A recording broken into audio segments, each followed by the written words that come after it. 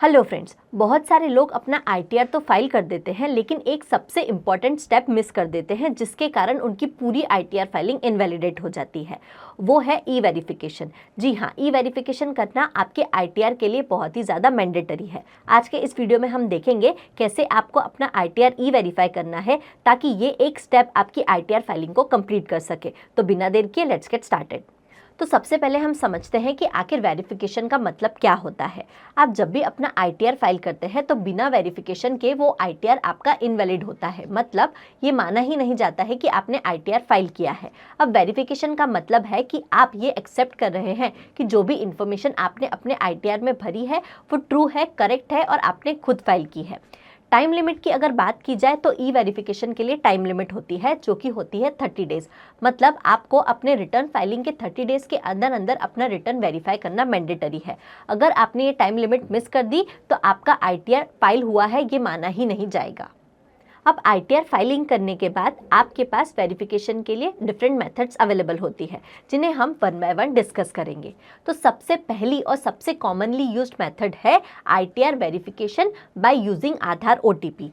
मतलब आपका जो भी आधार रजिस्टर्ड मोबाइल नंबर है उसके ऊपर एक ओटीपी आएगा और वो ओटीपी एंटर करते ही आपका आईटीआर जो है वो ई वेरीफाई हो जाएगा। अब ये करना कैसे है? जब आप अपनी फाइलिंग कंप्लीट करते हैं तो फाइलिंग कंप्लीट करने के बाद आपको ई वेरीफाई नाउ का एक ऑप्शन दिखता है। उस ऑप्शन पर क्लिक करने के बाद आपको कुछ इस तरह से स्क्रीन दिखती है। यहाँ पर सबसे पहले आपके पास ऑप्शन होता है I would like to verify using OTP on mobile number registered with Aadhaar. आप उस पर सिलेक्ट करेंगे एंड सिंपली कंटिन्यू पर क्लिक करेंगे।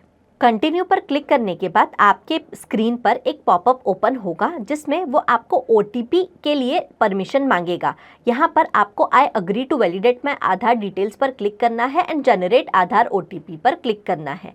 जनरेट आधार ओटीपी पर क्लिक करते ही आपके आधार रजिस्टर्ड मोबाइल नंबर पर एक ओटीपी आएगा। वो ओटीपी आपको अपनी स्क्रीन पर डालना है और वैलिडेट पर क्लिक करना है।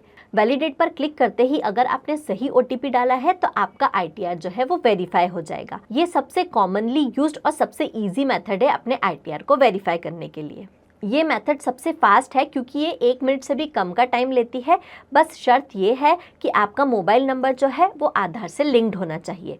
इसके अलावा अगर आपके पास ऑलरेडी एक आधार जनरेटेड ओटीपी है तो भी आपके पास इनकम टैक्स रिटर्न वेरीफाई करने का ऑप्शन है। उसके लिए आपको स्क्रीन पर कुछ ऐसा ऑप्शन दिखेगा। यहाँ पर आपको I already have OTP on mobile number registered with Aadhaar का ऑप्शन दिखेगा। यहाँ पर आपको ओटीपी एंटर करने के लिए ऑप्शन दिखेगा। आपको सिंपली अपना ओटीपी एंटर करना है एंड कंटिन्यू पर क्लिक करना है। आप जैसे ही ओटीपी एंटर करेंगे और कंटिन्यू पर क्लिक करेंगे आपका आईटीआर ई वेरीफाई हो जाएगा। आधार ओटीपी के अलावा आपके पास दूसरी मेथड्स भी है जिनकी हेल्प से आप अपना आईटीआर ई वेरीफाई कर सकते हो।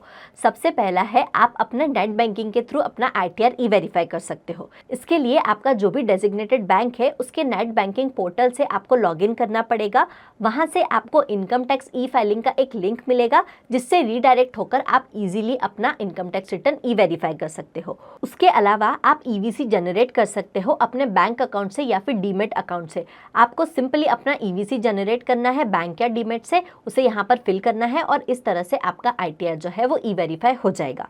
इसके अलावा आईटीआर ई वेरीफाई करने का एक और ऑप्शन है, वो है डिजिटल सिग्नेचर सर्टिफिकेट्स जो जनरली कंपनीज फॉलो करती है और वो इसकी हेल्प से अपना आईटीआर ई वेरीफाई करती है। तो ये सारे मल्टीपल ऑप्शंस आपके पास अवेलेबल है आईटीआर ई वेरीफाई करने के लिए, जिसमें सबसे सिंपल ऑप्शन है आईटीआर को वेरीफाई करना थ्रू आधार ओटीपी। अगर आपके पास ये ऑप्शन नहीं अवेलेबल है तो दूसरे ऑप्शंस भी आप एक्सप्लोर कर सकते हैं। एक और सबसे इम्पॉर्टेंट पॉइंट, अगर किसी वजह से आप अपना आईटीआर ई वेरीफाई नहीं कर पा रहे हो तब भी आपके पास वेरिफिकेशन के लिए एक ऑप्शन अवेलेबल है। आपको अपना आईटीआर एक्नॉलेजमेंट यानी आईटीआर वी जो है वो डाउनलोड करना है और मैन्युअली उसे सीपीसी बेंगलोर पोस्ट करना है विद इन 120 डेज। ये ऑप्शन थोड़ा स्लो और आउटडेटेड है, इसलिए प्रेफरेबल यही है कि आप अपना आईटीआर ई वेरीफाई करें क्योंकि ये फास्ट और हेजल फ्री है। लेकिन अगर किसी सर्कमस्टेंसेज में ये ऑप्शन अवेलेबल नहीं है तब आप बेंगलोर सीपीसी को अपना आईटीआर वी पोस्ट कर सकते हैं 120 डेज के अंदर अंदर। जिस तरह से आईटीआर को ई वेरीफाई करना एक सिंपल ऑप्शन है और डाउनलोड करके उसे मैन्युअली सीपीसी बेंगलोर को भेजना एक आउटडेटेड और स्लो ऑप्शन है, उसी तरह से अगर आप कोई बिजनेस चलाते हो तो एआई और ऑटोमेशन का यूज़ करके आप अपना टाइम और एनर्जी सेव कर सकते हो। मैं जिस सॉफ्टवेयर का यूज़ करती हूँ वो एक एआई और ऑटोमेशन सॉल्यूशन है जो मेरे बिजनेस के लिए एक कंप्लीट इकोसिस्टम बनाता है, क्योंकि ये मुझे invoicing, accounting, inventory management, vendor management, CRM, sales और एक्सपेंसेस से लेकर अपने जीएसटी और टीडीएस कंप्लायंसेस सब कुछ मैनेज करने में हेल्प करता है।